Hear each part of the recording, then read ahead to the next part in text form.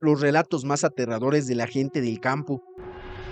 La vida en el campo nos brinda diversas experiencias, algunas divertidas, otras potencialmente peligrosas, y también las hay misteriosas o incluso terroríficas.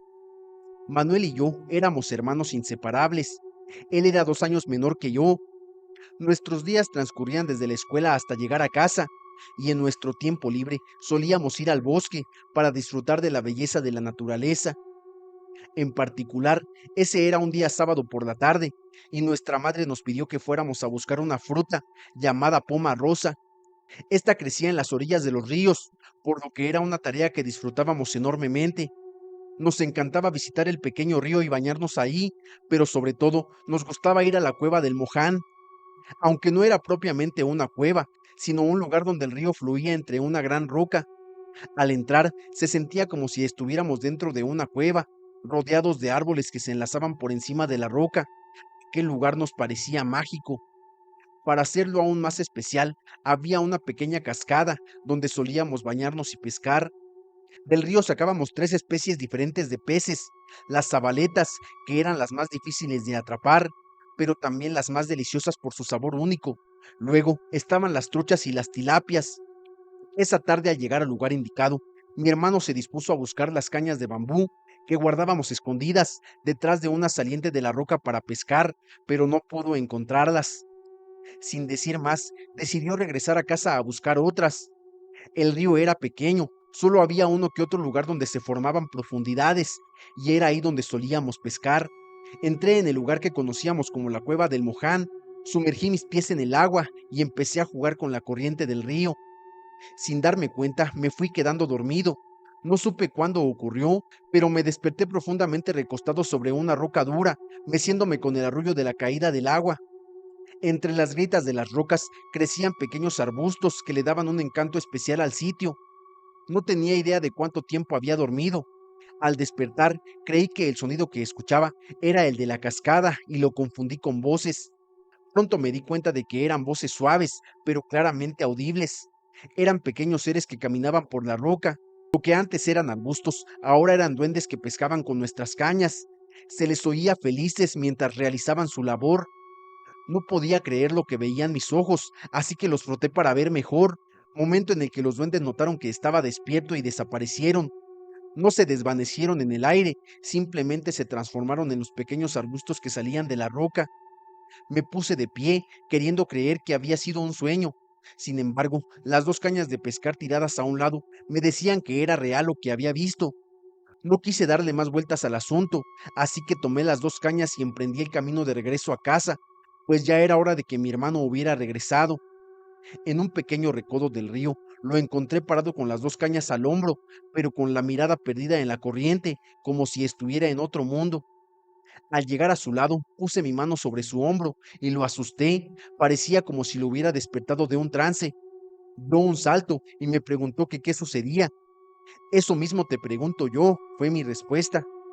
Me contó que al llegar a ese lugar le pareció ver una serpiente dorada que salía del agua. Al acercarse para ver de qué se trataba, perdió la noción del tiempo y del lugar en el que se encontraba. Al ver las cañas que yo llevaba, me preguntó que dónde las había encontrado. Le narré la historia de los duendecillos, explicando que eran ellos quienes las tenían. Él se quedó pensativo y mencionó que seguramente fueron ellos quienes le impidieron seguir su camino para evitar ser descubiertos. Quizás sus ojos no estaban entrenados para ver lo mismo que los míos. Regresamos a casa sin peces ni pomos rosas. Otra de nuestras aventuras ocurrió una tarde-noche.